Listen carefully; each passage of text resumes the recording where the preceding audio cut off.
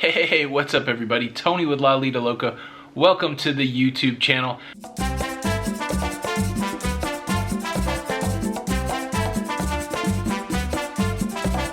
We're back with another audio presentation of the Cruise Geeks podcast. This is the podcast that Jenny and I do with our friends Matt and Sandy Allen every week.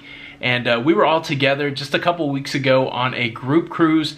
It was the La Lita Loca, the Cruise Geeks group cruise. We were on the Carnival Breeze and we had a blast. Now the next few episodes of the Cruise Geeks will be recapping our experiences on the Carnival Breeze. And this is episode 65 of the Cruise Geeks, but it's part one of recapping the group cruise. We do it slow, we talk about the days in depth, so if you want a little more information about the group cruise beyond the vlogs that you've seen here, and I'll leave a link to the vlogs, you can listen to the audio podcast. So listen to it, let me know what you think, and stay tuned for episode 66 and the following parts so you can catch up on all the group cruise fun. Alright, now on to the podcast. Take it away, Matt. Welcome aboard to episode 65 of The Cruise Geeks. This week we talk about our recent La Lita Loca Cruise Geeks group cruise.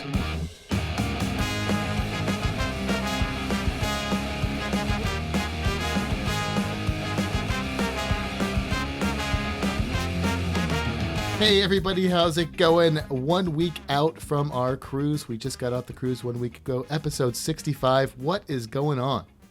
Hey, what's going on, Matt? We are back in full force.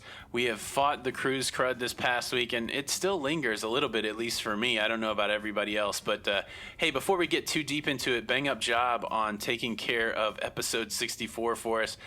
We were all kind of fighting it. I heard your great tips on how to prevent the cruise crud, but I don't know.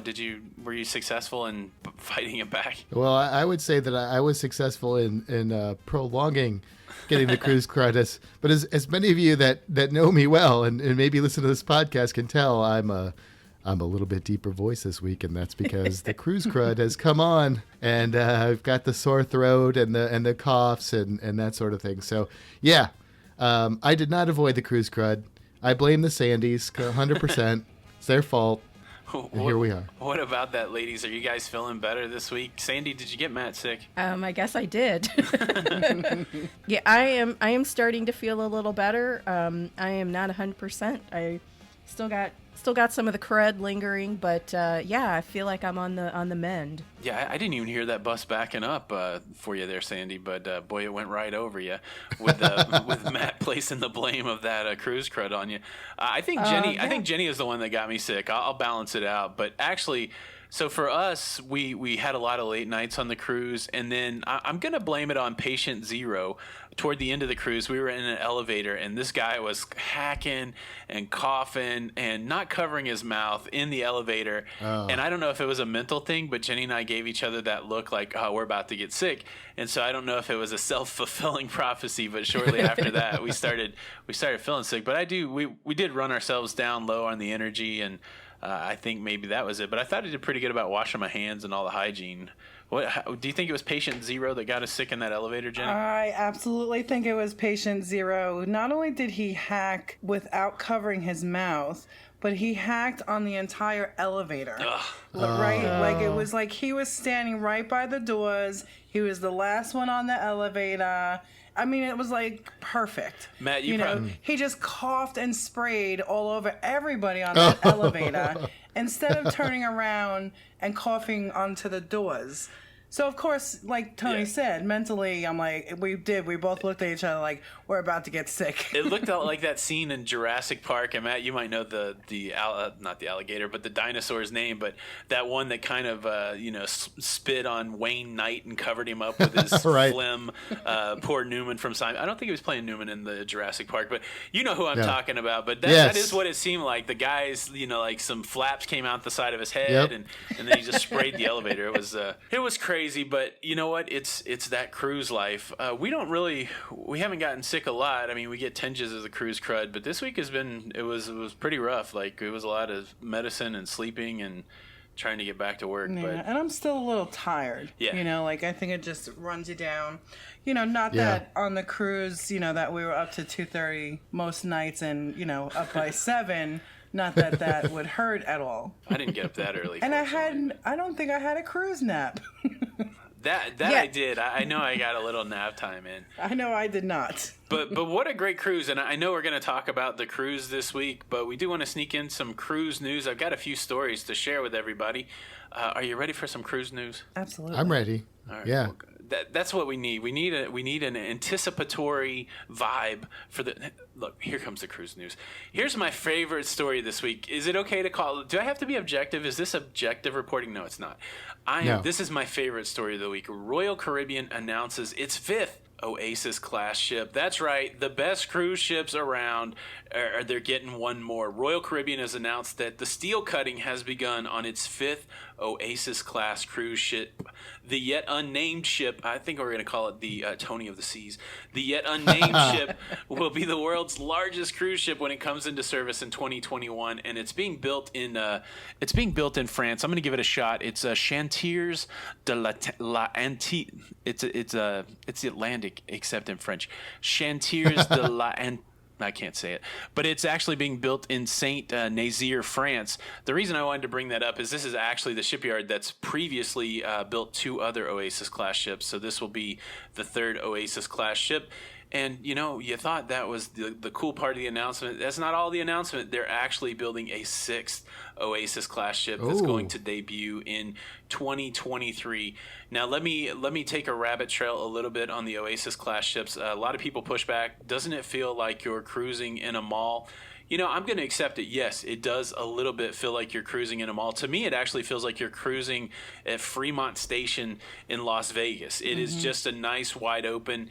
You can go outside and you can have that cruise experience, or you can go inside and you can sing and dance like that chick in The Sound of Music. You know how she's twirling on the hills and stuff like that? There's enough Yes. room on that Oasis class ship. And I tell you what, we came off of a very crowded Carnival Breeze.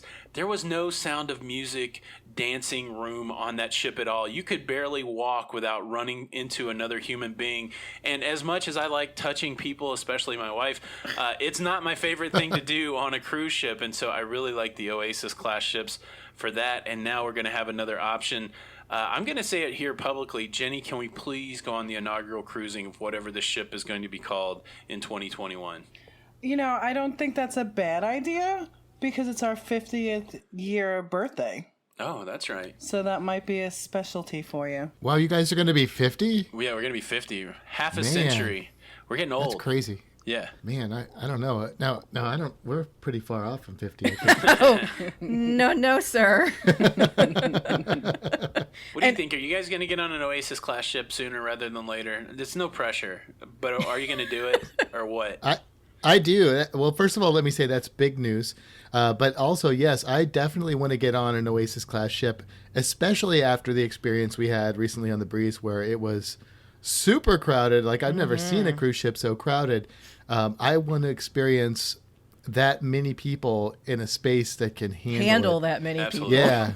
Yeah. And this last cruise, as far as the ship goes and the crowdedness goes, it makes me think that maybe I'm more of a small to medium ship guy, but I don't really know that. I need to go and experience one of these big ships so that I can really say that with confidence. And I may be totally wrong. I may get on there and be like, wow, this is amazing. And that's the only way I want to sail from now on is on these big, huge megala ships.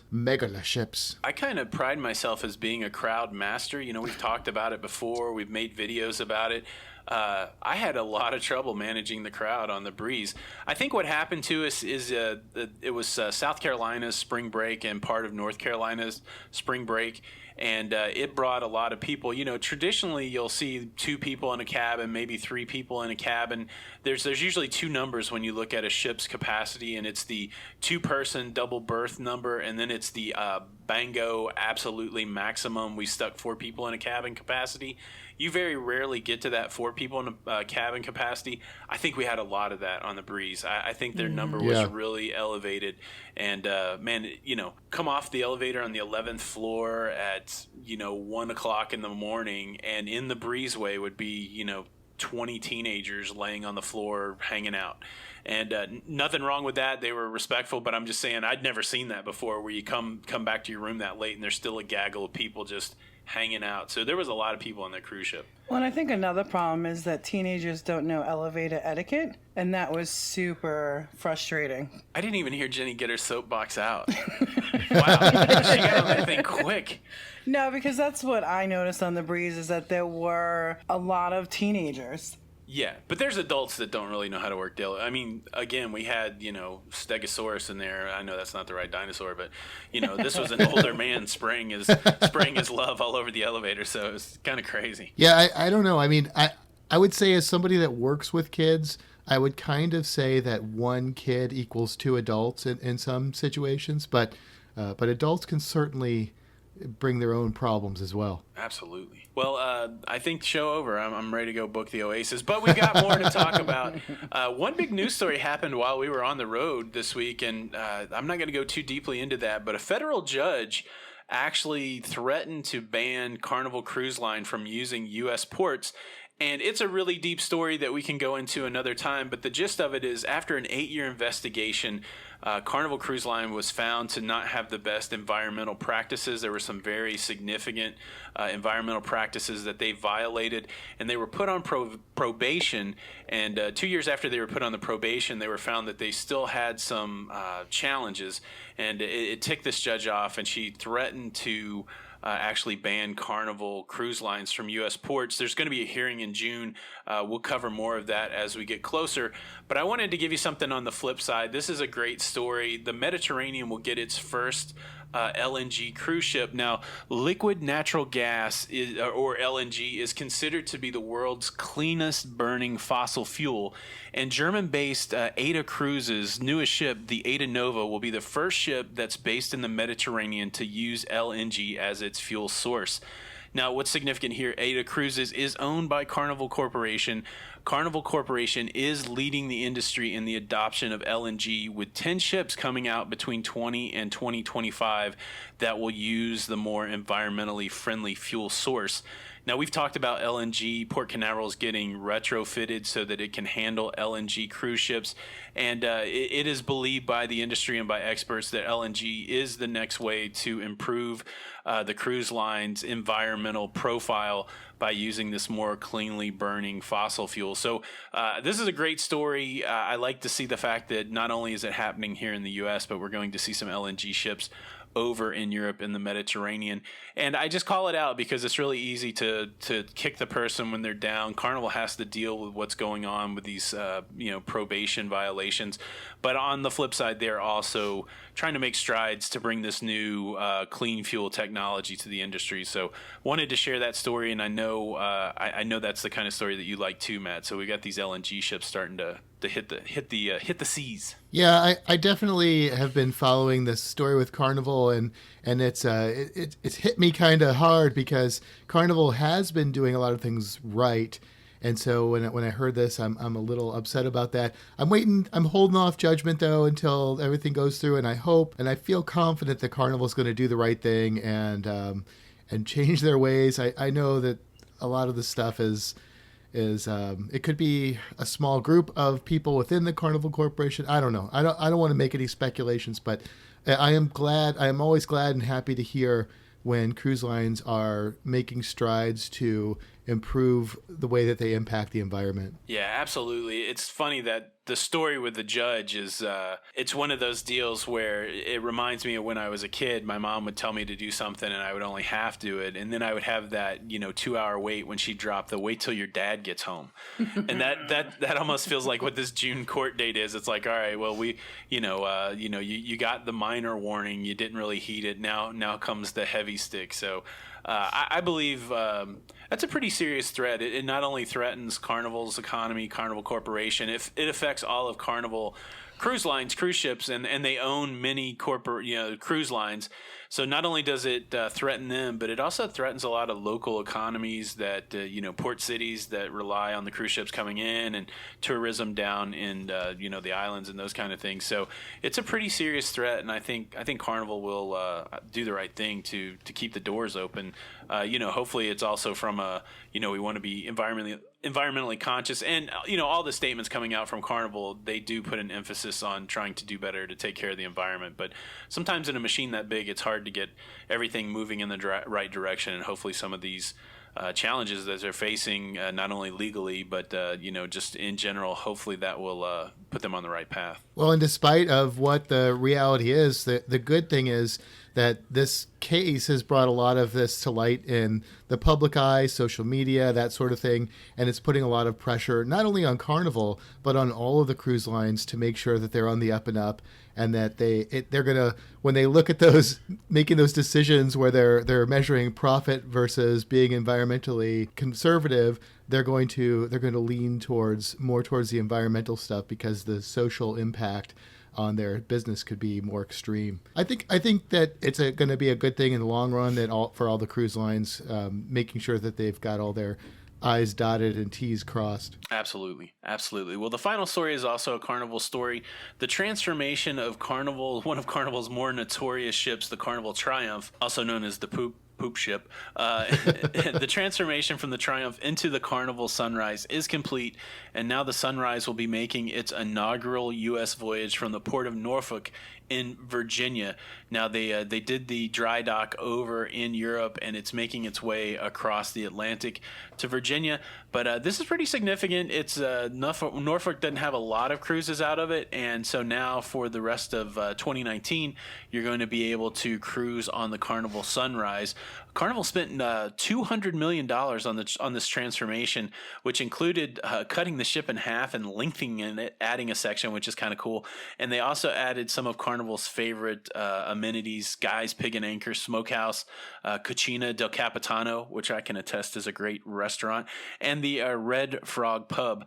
So it's going to be a more traditional Carnival ship. They've laid to rest the name of the Carnival Triumph, and now it is a new day, a new sunrise, as it were, for the Carnival Sunrise. Very cool. And we were on a Royal Caribbean ship that had done that. They cut the ship in half, threw in a piece in the middle, and put it back together again. And it's an impressive feat of engineering. I think we talked about that way back when with that ship. And that's my favorite ship. That's Enchantment of the Seas. It's Enchantment of the Seas, yeah.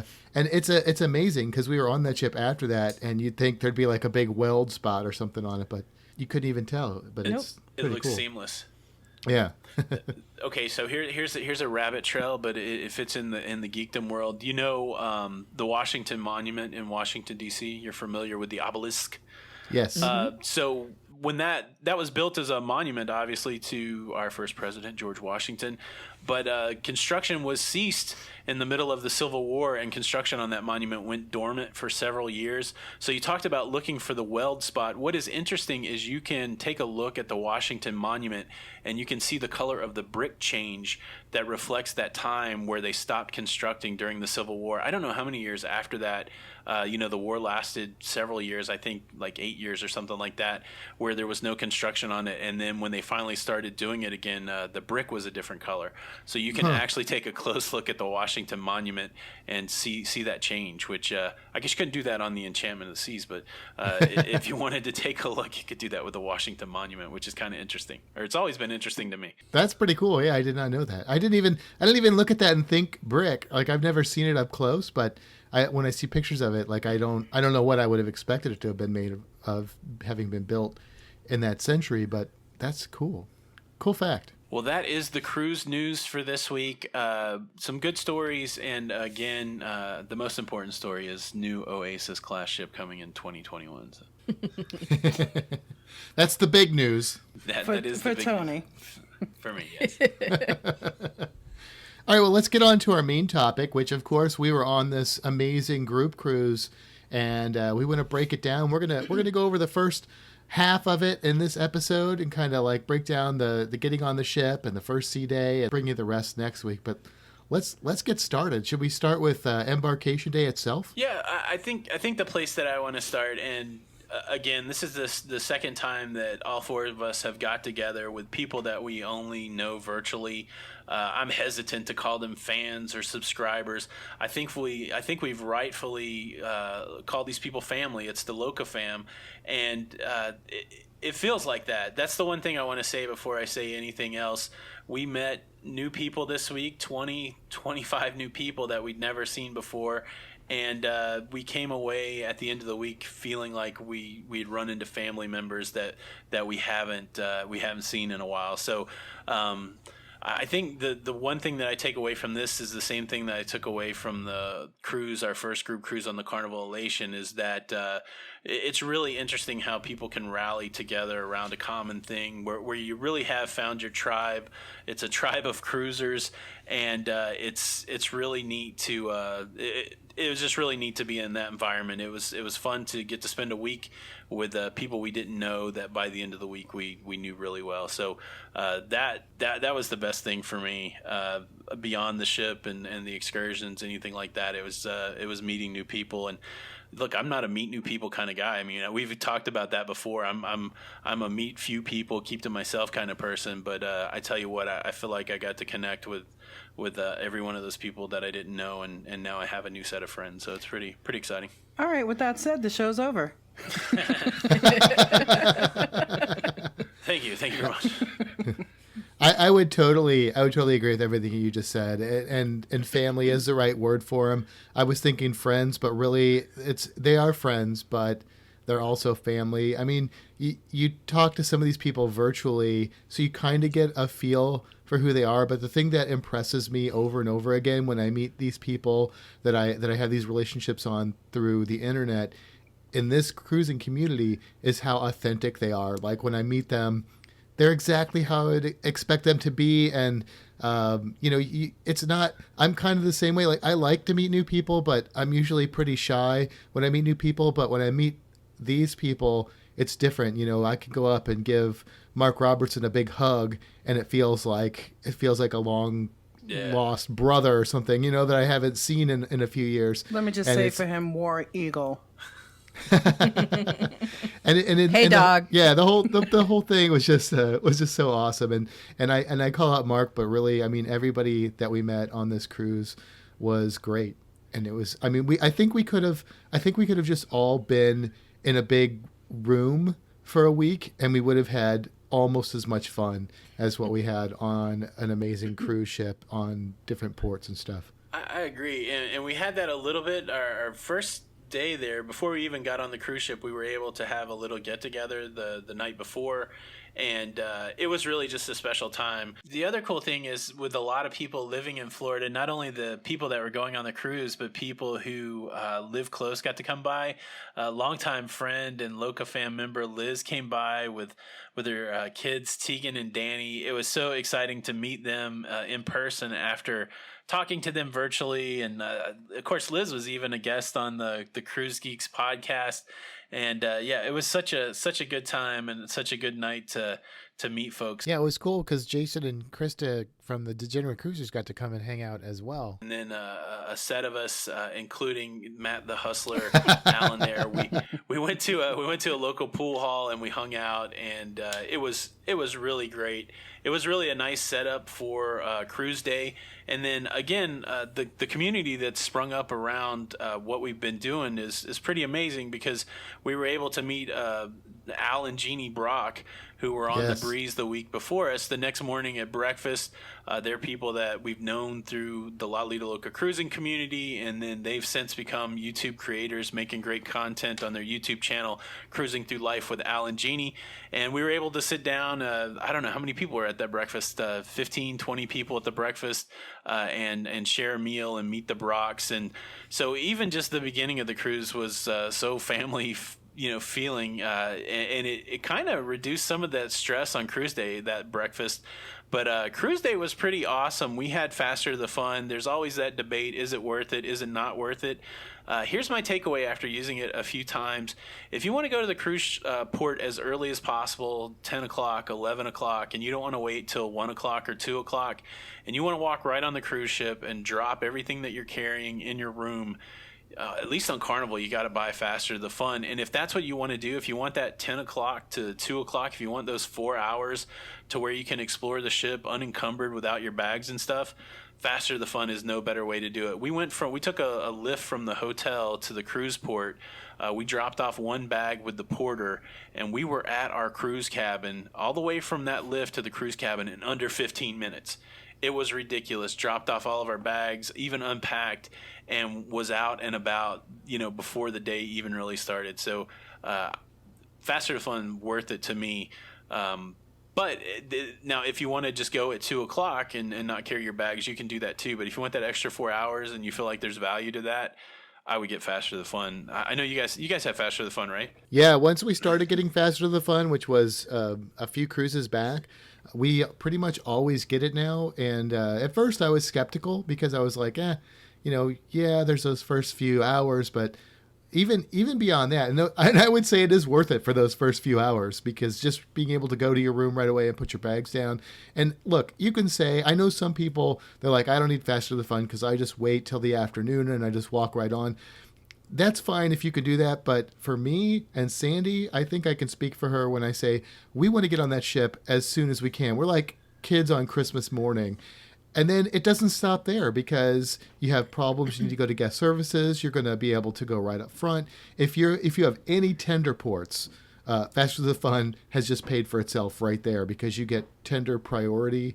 If you want to get off the ship early and you want to take your own baggage off, or even if you don't, you're going to get off the ship a little bit quicker. There's a lot of value there. For some people, maybe they wouldn't see that, but for us, it's almost a no-brainer.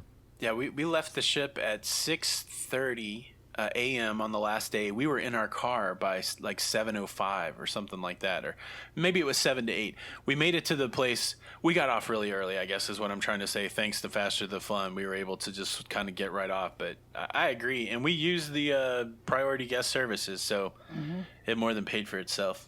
Yeah, we did not have to use the guest services this time, but we have in the past, and that is one of the big perks for me, is that you don't have to wait in that huge line at guest services. Of course, you're going to get a little side eye from that big long line of people like, who are you, that you can just walk up to this, line and get service right away. But it's totally worth it.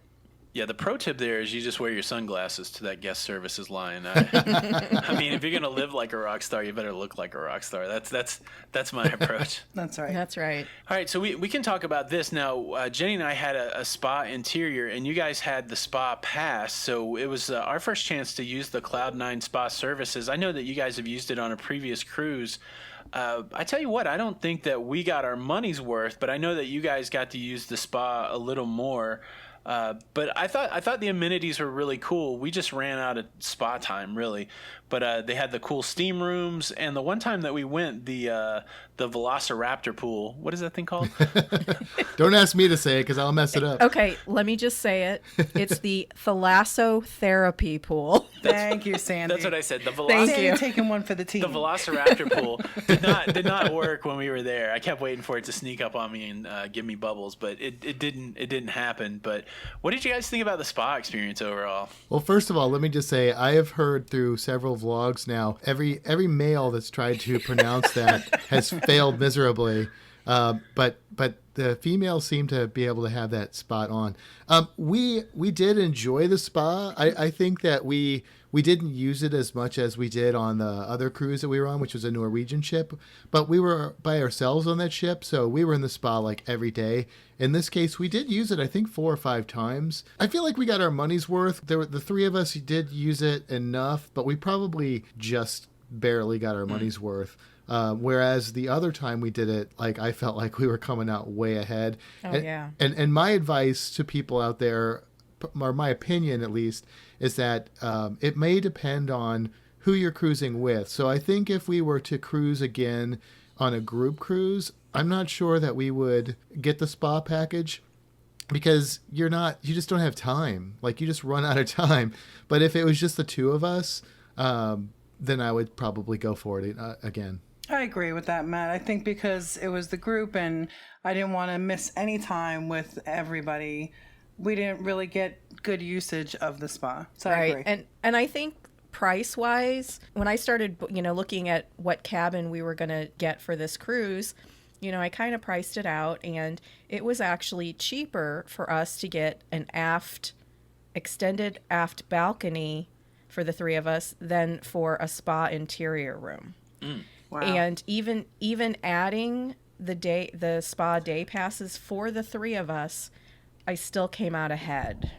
Yeah, I would pick balcony all day long over the spa. Absolutely. Yeah. How about a spa balcony? Well, that wasn't a choice.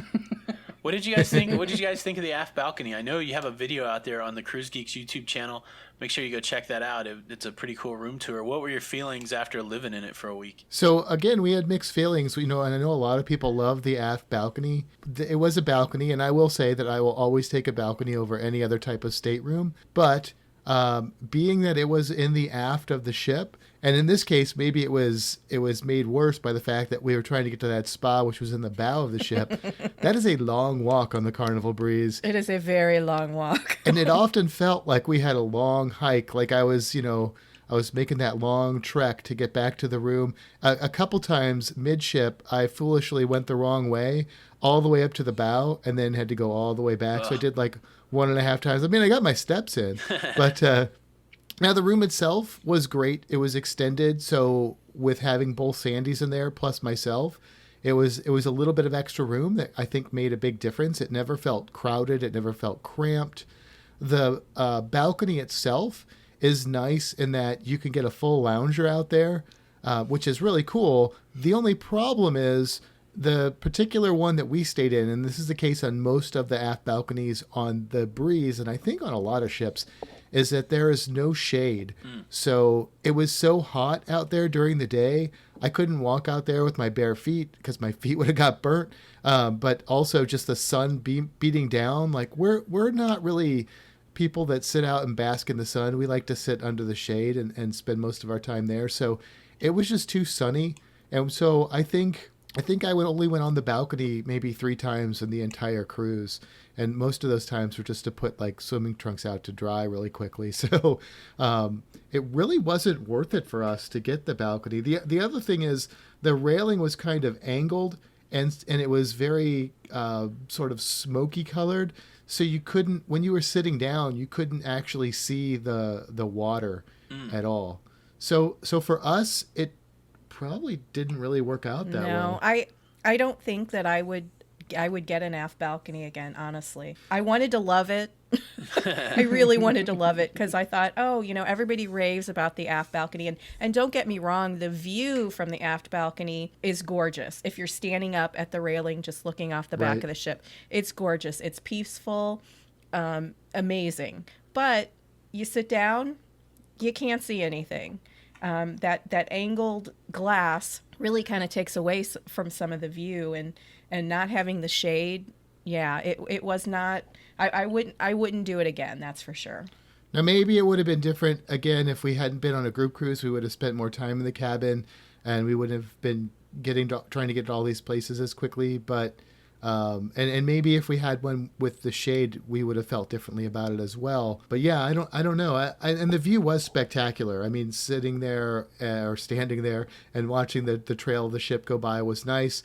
From my cruise creature perspective, though, it was not as good because your odds of seeing like flying fish and stuff from the aft is not as good, or even seeing some of the birds flying by. You could still see them, but not as good of a view as from the side of the ship. So not our cup of tea, but it was still a balcony. So now the extra room, I will say, was amazing though. Yeah. And it wasn't a ton of extra room, but it was extra room in the right places in the cabin, and it made for a much more comfortable stay. So yeah, that was pretty good. Yeah, absolutely. Yeah, it sounds pretty good. We've only had a couple balcony experiences, and I think I would be challenged if I didn't have the shade. I'm like you guys. I don't do really well just straight out in the sun. And yeah, I guess to your point on the cruise creatures, the wake probably disrupts that natural flow of things in the water. So possibly on the side. But the thing I really connected to with what you're saying is that walk. Now, Jenny and I are casino people. We probably spent most of every night of that was probably our last activity of the day. We, when we go with the group, we try to do things with the group until everybody gives out, and then we try to go a couple more hours. And we'll find ourselves in the casino at midnight or 1 o'clock. And the fun thing to do that late is to go get a slice of pizza. And so the casino on the Breeze was midship. Our room was on the forward of the ship, and of course the pizza was on the aft of the ship. And I tell you what, I love to take pictures of the infinite hallway. Like when you find a room or a deck that's just all cabins, you can stand at the very end of it and take a picture all the way down the hallway, kind of like the Shining, deal. And so there was a couple nights where we would leave the casino, we'd walk to the aft of the ship to the Pizza Pirate, and then one of the decks that would go all the way through would be deck 9, and we were on deck 11. And so you would just stand at the end of deck 9 at the aft of the ship, and you'd just look at that hallway. It would take forever to get back to our room. So it was a little bit of a challenge, but that ship was, again, it felt super long. I didn't feel super close to anything, and we were pretty far forward. The spa is like you said, at the forward of the ship, and so the spa cabins are up there, and it was a long walk to everything. So also, we talk sometimes about the pain points of cruising. Of course, getting through the embarkation process is one. It was super smooth, it sounds like, for both of us. The other pain point on embarkation day, on cruise day, is the muster drill. And this was another thing that was easy peasy lemon squeezy for me. I don't know where you guys mustered, but we mustered in the Ovation Theater. We just walked in and sat down, and they played the announcement and beeped the bells, and we got up and walked out. It was so smooth. Yeah, we had to muster in the dining room. It was terrible. I mean, we had a window seat. We had to look at the water. There was nobody crowded around us. It was just really comfortable. So it was quick. It was comfortable, and it was quick. It was fast. Probably one of the quickest muster drills I think we've ever done. Which is surprising considering the amount of people that were on the ship, that there weren't people that were like hiding out or not getting to muster on time. But I don't know what they did, but they did that right. So. Oh, I suspect there were a lot of people that had to do the makeup muster drill. Oh, yes. Yeah. I think they just didn't punish the rest of us for their transgression. So it's like the detention hall of cruising is the makeup muster drill. It was super orderly, and this just came to mind, folks out there that may be listening specifically for Breeze information. The Breeze is one of those ships where they put your ship cards at your room in an envelope. So they don't give you the ship card when you check in. But I like that process. It seems like it speeds it up a little bit. And again, it's a sealed envelope, and I don't think too many people have problems with it. I can't imagine a lot of that being stolen. What was the first thing that you guys ate on the cruise ship? That's always a hot topic. Food and drink. Did you eat and get a beverage? We went to Pig and Anchor first thing. That was our destination, and it was already crowded. Yeah. Yeah, that's not the lines, but there were a lot of people that had already gotten their food and were seated in the outdoor areas. So, yeah, it was a little crowded. Yeah, but I mean, we didn't have to wait for our food. No, we just didn't. Walked right up, got the food. We were able to find seating. But yeah, Pig and Anchor is a great, if you're on a ship with a Pig and Anchor, and I'm sure this is true in other lines, you want to try and research and find the restaurants that are not the buffet. And in the case of Carnival, you also probably want to avoid Guy's Burgers unless you're really jonesing for a Guy's Burger, which if you are, I get it. But you're better off going to those little lesser known places, and that's going to be where there's at least a smaller crowd. Because I don't know what Guy's Burger was like on that first day, but it was probably a madhouse. Yeah, we avoided Guy's Burger. Just like you guys, we did go to Pig and Anchor. That was our first experience with Pig and Anchor. I'm funny. I kind of have to be in a barbecue mood, and I don't know if I was in a barbecue mood that day, so it didn't really ring my bell. And combine it with, we've been on some big cruise ships lately where it didn't seem crowded, and so I was having a little bit of culture shock on that first day. We got there early, but it seemed like everybody else got there early too, and so just to get to Pig and Anchor, I'm shoulder to shoulder with people, and then I get my food and trying to find a place to sit down. It was pretty crowded, and so maybe I'll have to give Pig and Anchor another shot, because combine all those things together, I was like, meh, this wasn't super great for me. Well, just to compare it to our experience on the last Vista trip, we did the same thing. We went to Pig and Anchor straight away as soon as we got on the ship. We got on the ship right away, and there was nobody up there. I mean, literally, there was nobody up there, and there was no crowd of people sitting that had just gotten their food. It was a completely different experience on the Vista that we had this last time on the Breeze. So, and I think that definitely has something to do with how crowded this ship was for this cruise. Yeah. I do like the Pig and Anchor food. Like if it was a restaurant on land, I probably would pick a lot of other barbecue places before I'd go there. But it's kind of a nice change up. There's certain things I like more than others on their menu. I really like the smoked beef. The smoked beef, yeah, that's what I like. I like that. And then there's the pork aft. That one is not my favorite, but the smoked beef was pretty good, and the sides are. It's okay. I mean, it's not. Yeah, it may not be your best barbecue joint, but something different and maybe less of a crowd. Kind of like the Guy's Burger, right? Can't get it on. Yes. I'm going to say no. Yes. It's not so great, but it's free. My goodness. Jenny and her disdain. If there was a Guy's Burger threats. in St. Pete, I would be there weekly. I got video evidence of Jenny loving a Guy's Burger. No, listen, Guy's Burger is good. I was just playing. But yeah, I felt the same with the Pig and Anchor. If I had 10 other choices, that wouldn't have been my first, for barbecue. But I'm not a huge barbecue fan, so. Yeah, I've got to be in the mood. Yeah. And then, of course, we had our meet and greet with the Loca fam, just a good time to get everybody together. And then the majority of us went to the steakhouse that night. That was my first time at Fahrenheit 555. Or was it just 55? 2 5s or 3 5s? 3 5s. 3 5s. It's 3 5s. Fahrenheit 555. We did go to the steakhouse on the Carnival Liberty, which is not branded as a Fahrenheit 555. It was pretty good. I think the menu was similar. What did you guys think about the steakhouse? I think we paid $70. It was $38 a person. $38 a person. So that. Yeah, so did you guys feel like it was worth $38? What did you guys have for your meal? So we've been to Fahrenheit 555 before, and I'd say this experience was pretty comparable. I think I had the New York strip this time. The last time I had the cowboy ribeye, which was delicious. I think it was better than my New York strip this time, which might have been the cut of the steak. And then Sandy, what did you have? I had the Australian Wagyu. Ooh. And it was tender and tasty.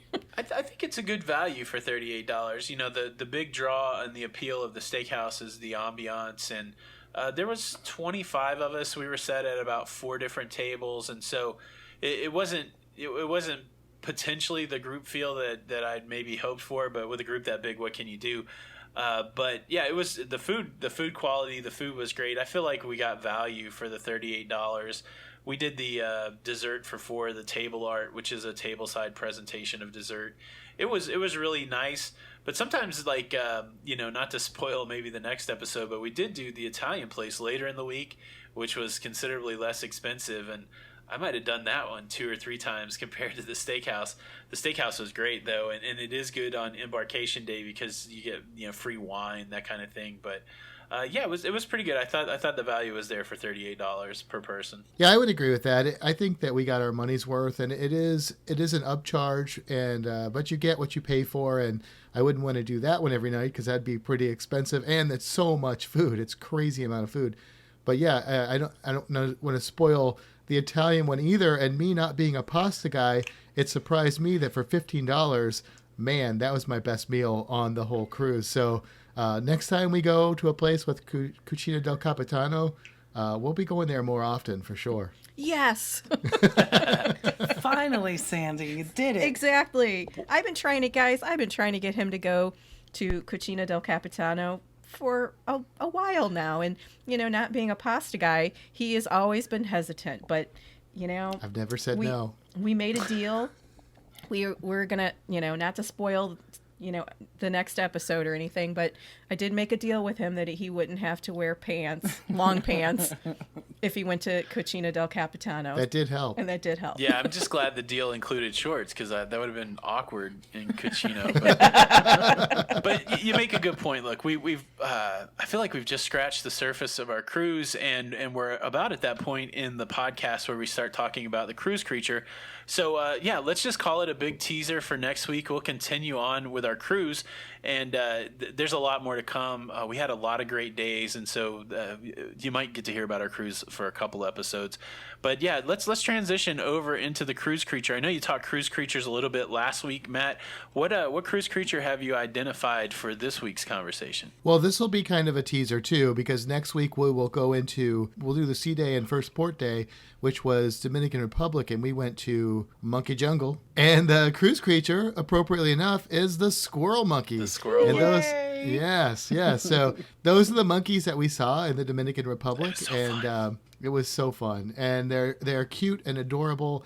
And I'll just say this about them. There are a few different species of squirrel monkey in the world. They're all native to Central and South America, but they have a colony of them that they have living in the Dominican Republic. This species of monkey has been introduced to several places, including parts of Florida where it now lives. But they're a small monkey. They are, I could go broad and say they're an omnivore, which omnivore is an animal that eats both meat and plants. So that would include myself and the rest of the human race. You can make choices not to do that. But these guys are more specific than that. They are frugivores and insectivores. Have you guys ever heard of the term frugivore? No. I have not, no.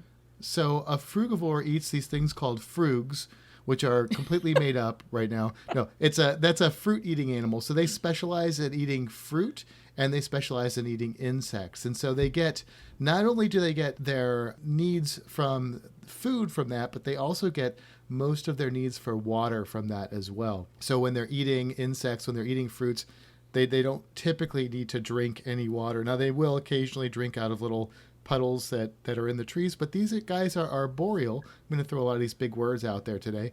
Arboreal, like Arbor Day is trees.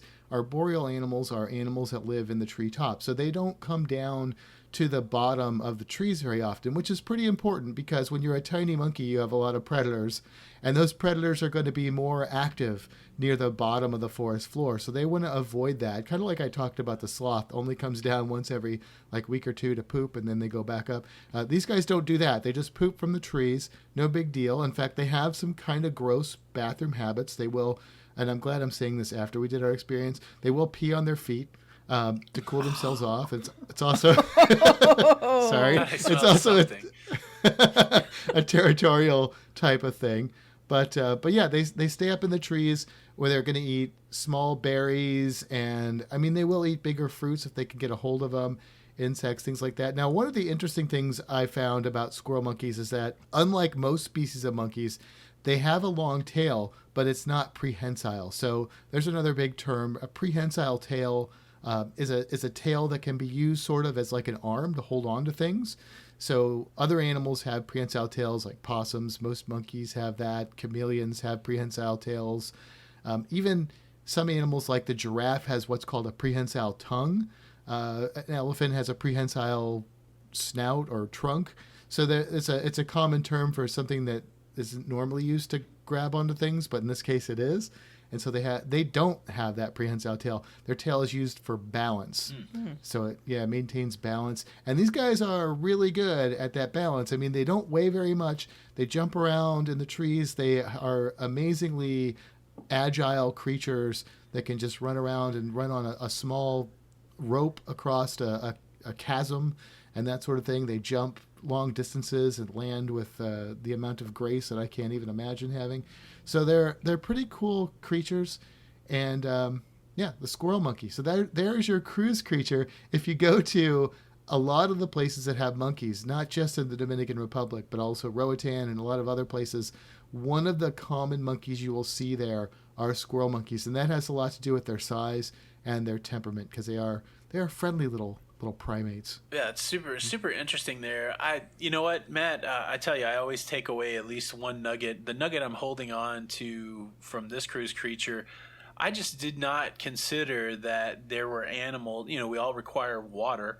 And so my assumption is that every living thing that requires water drinks water at some point. So super fascinating to me that they're able to get enough water out of their food sources to where they don't actually have to consume water. And I know, we get some moisture that way, some hydration that way, but I know for me that if I don't actually drink water every once in a while, it doesn't feel the same, even if I'm just drinking like a Coke or something like that. It's that pure water that gets to me. So that's pretty wild.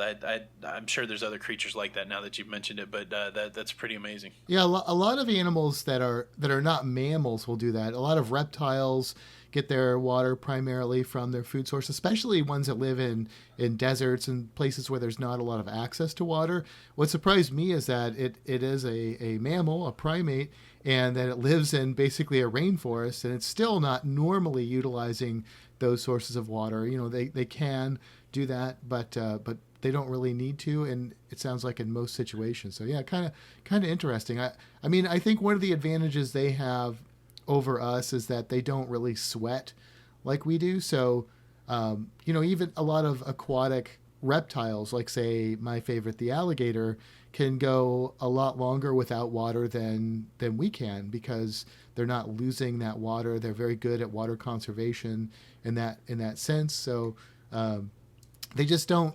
They're better at utilizing the water they get, and so they don't need as much water to drink. Yeah, very cool. Very cool. Well, I'm excited to get back next week and talk more about our cruise. So many things happening, so much fun. I know that you've started putting out some video from your perspective of the cruise. We've started putting out some video, so make sure if you guys want to see more of what's going on that group cruise, to check out the Cruise Geeks YouTube channel and the La Lita Loca YouTube channel, and you'll get a really good idea. I think we're putting out St. Thomas today. So if you want to see some of those monkeys in effect, we have that video out. And again, that room tour you did, I'm jumping all over the place just because I didn't talk to you last week, Matt. Did you leave the bed? Go check this out, everybody, on the room tour. The third bed there where your mom slept was what was normally the couch. Did you leave that as a bed all week, or did you convert it to a couch from time to time, or what? There was a lot of space in that room you guys had. Yeah, we left it a bed the whole week, so it was always a bed the whole time. There were cushions there, but it was never made up that way. I think if we would have had room service in the morning, maybe that would have happened, but we didn't really need it to be that way because we weren't in the room that much, and when we were usually sleeping, so it worked out pretty well. Awesome. And I will say, not a lot of videos from the Cruise Geeks yet on the YouTube, but that's because my mom was in town, we've been sick, so hopefully this week you'll start to see some videos coming out. I'm hoping to get some editing done with the remainder of this weekend and early into this week. There was a decent amount of creators on the cruise with us. I don't know if we can link those channels in the description, but of course it was the Cruise Geeks, La Lita Loca, the Lido Life, Roy Shows Adventures, Shipshape with Ann and Steven. I believe those were the ones that were on the cruise with us, and there's starting to be content from all of those folks. We got to hang out with the Degenerate Cruisers the night before the cruise and at breakfast, so check them out. And then, of course, Cruising Through Life with Al and Jeannie. Al just came off the Breeze, and there will be some Breeze content there. So it was a convergence of a decent amount of creators just in that 1 week and the couple days before the cruise. So again, if you want to see anything that was going on in the Breeze, I would hit all those channels. Kind of like sometimes you have to read Spider-Man, the Fantastic Four, and the X-Men to get the whole Marvel story. That's what it seems like to me, to get the full perspective of the Breeze cruise. Make sure that you're subscribing to all those different creators, and you should see some interesting perspectives. And to tease it a little bit, I'm not sure what the release date is, but I believe 5 channels made videos highlighting the new Carnival Pizza delivery app, and we're going to release all those videos. I'm convinced that I got my pizza the quickest. I haven't talked to any of you guys about it, but basically it's a good old pizza throwdown using the new technology to see who got their pizza the quickest and in what interesting spot did you get your pizza. So hopefully one day next week we will be able to put that out. And so if you don't want to miss it, make sure you subscribe to those channels we mentioned with your notifications on, and then that way you can see the pizza throwdown coming your way. And I will put a link to all those channels in the show notes. You can find those there and click on the links and yeah, subscribe to the channels. A lot of great people on this cruise and before the cruise, and a lot of good content coming out. Absolutely. Well, here's my tip of the week, and I don't mean to overstep. If anybody else has another tip, we'll give multiple tips. I am not a big fan of the door decoration. Let me say it. I'm a curmudgeon. I don't love towel animals. I don't love door decorations. I just like to do my thing. I tell you what, I'm gonna do an about face here. I might love the door decoration. Our friend Ann from Ship Shape with Ann and Steven, they made these really cool door hangers that kind of commemorated the group cruise, but it became a beacon for me in a hall that looked the same, of all the rooms that looked the same.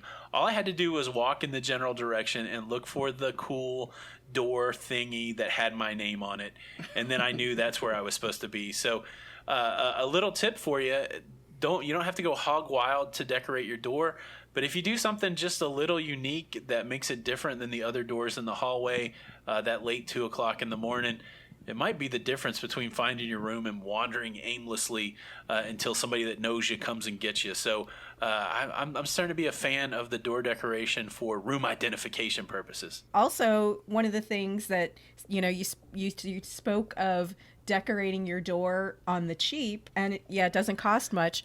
Our good friend Liz also gifted us with some door decorations, a door hanger, and she got those at the dollar store. So she is a big fan of decorating her door, and always has some good tips on how to do that. Well, and I have a story. Let me tell you how door decorations saved my life on this cruise.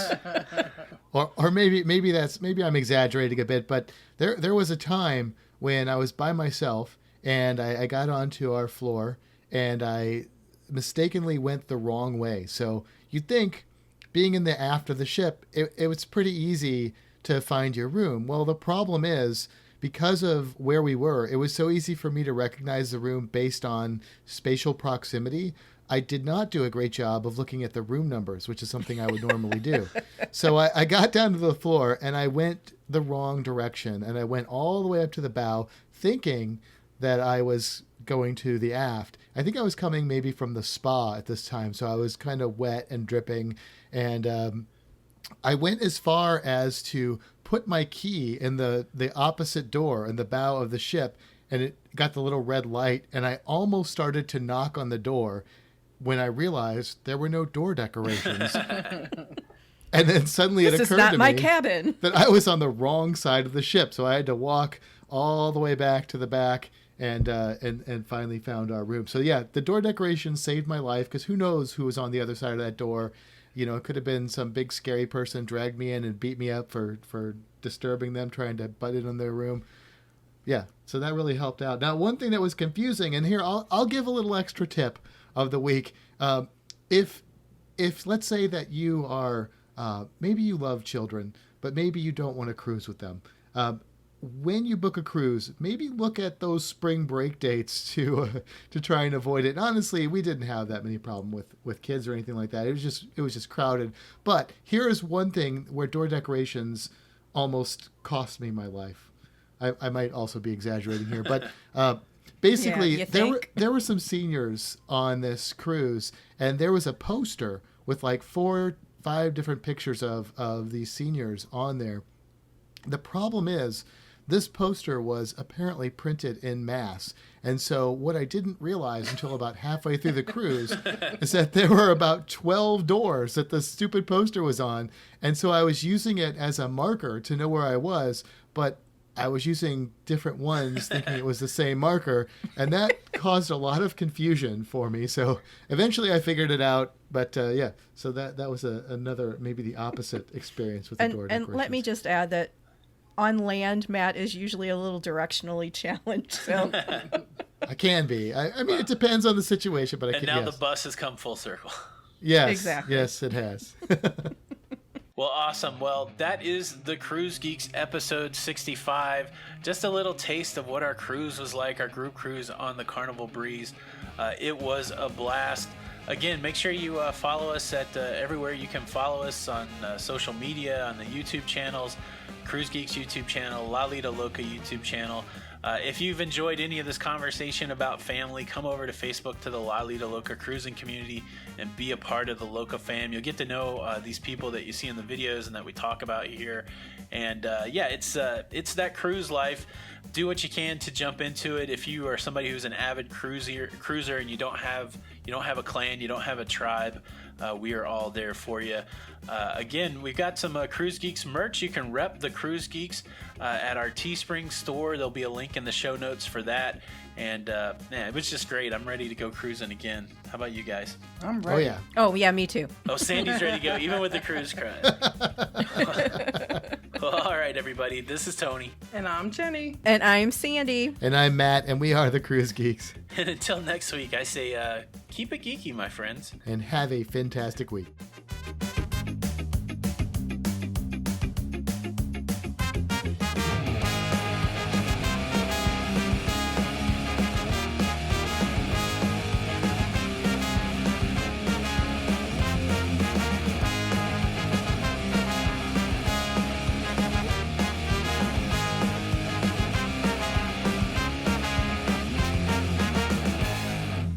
All right, everybody. Thanks for hanging out till the end of the end of the end, after the end. I don't know, whatever it's called.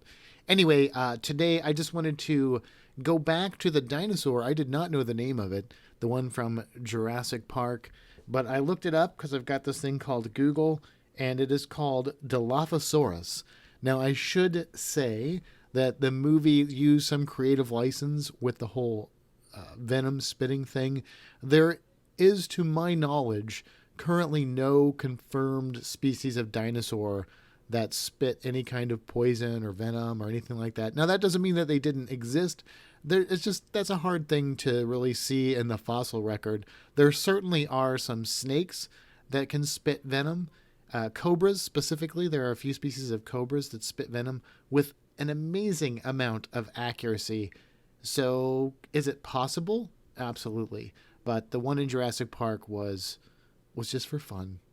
All right, that was episode 65 of the Cruise Geeks. If you've made it this far, thanks so much for sticking with it. Do us one more favor, hit that thumbs up button, and consider subscribing to the YouTube channel if you haven't. Hope you like the podcast in this form. Leave a comment if you want more podcast. Easy way to listen to it here on YouTube. Again, this is Tony for La Lita Loca, and until the next time, we'll see you on the Lido. Bye.